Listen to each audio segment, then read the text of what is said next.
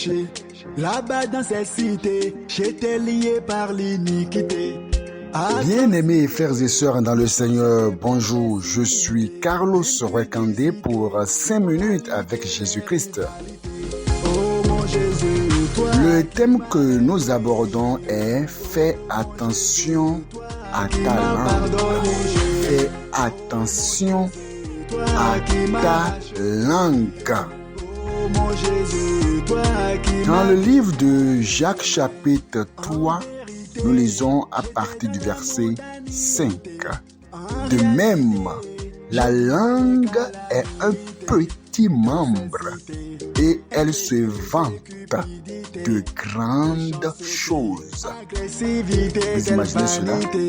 On dit que la langue est un petit membre, mais elle se vante de grandes choses. Elle profère de grandes choses. C'est au point que parfois, il y a des gens que tu vois et lorsqu'ils parlent, tu les méconnais. Tu ne sauras pas que c'est de ce petit corps que sortent de si grandes paroles et de si grands mots. Tu verras des enfants qui ont une petite langue, mais lorsqu'ils se mettent à manipuler cela, tu les méconnais. Tu ne sauras pas que c'est de ce petit corps que sortent des paroles aussi dures, rudes, grossières.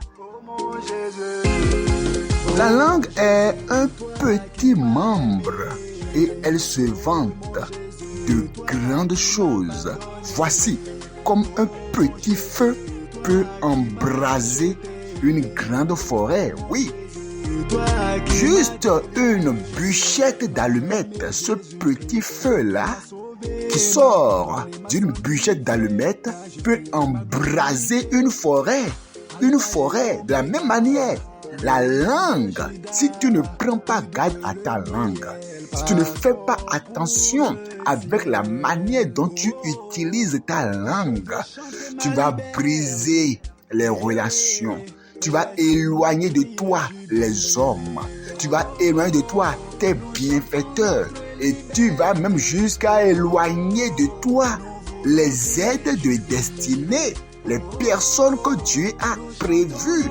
Eh bien, qu'elles viendront dans ta vie pour t'aider. Eh bien, si tu ne sais pas faire attention avec ta langue, tu vas les blesser, et elles vont te fuir. Et tu continueras à jeûner et à prier inutilement. Il y a plusieurs, les gens les ont fuis juste à cause de leur langue. Quand ils se mettent à parler, on les méconnaît. Des paroles dures, des paroles grossières. Et il y en a même, leur langue est en harmonie avec leur cerveau. Le cerveau va leur rappeler les choses anciennes, les anciennes choses.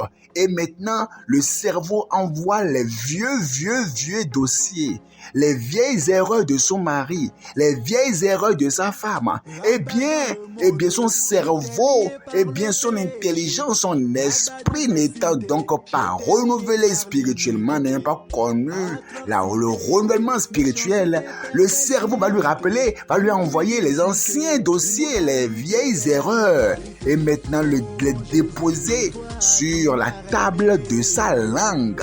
Et maintenant la langue va récupérer ces dossiers et se mettre à parler.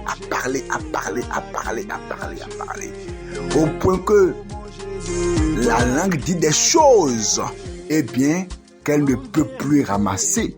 Qu'est-ce que vous dites avec votre langue? La langue est un petit feu qui peut embraser une grande forêt, oui. La langue a fait que des gens se sont disputés sur un plateau de télévision. La langue, à cause de la langue, des foyers ont été séparés. À cause de la langue, les gens se sont entretués à cause de la langue. Verset 6. La langue aussi est un feu. C'est le monde de l'iniquité. La langue est placée parmi nos membres, souillant tout le corps et enflammant le corps de la vie, étant elle-même enflammée par la gêne.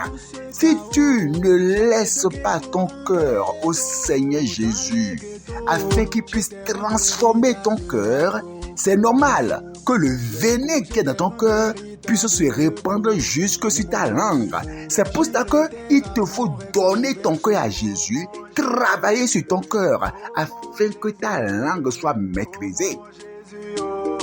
Aussi, comprends que celui qui parle beaucoup ne manque pas de péché. Tu dois apprendre à te calmer et à te maîtriser quand tu veux parler, et surtout quand tu es en colère, à te taire et à parler peu quand tu as beaucoup à dire. Apprends à parler peu quand tu as beaucoup à dire et apprends à te taire quand tu n'as rien à dire. Que le Seigneur te bénisse. Fais attention à ta langue pour ne pas tomber dans le feu éternel. Amen.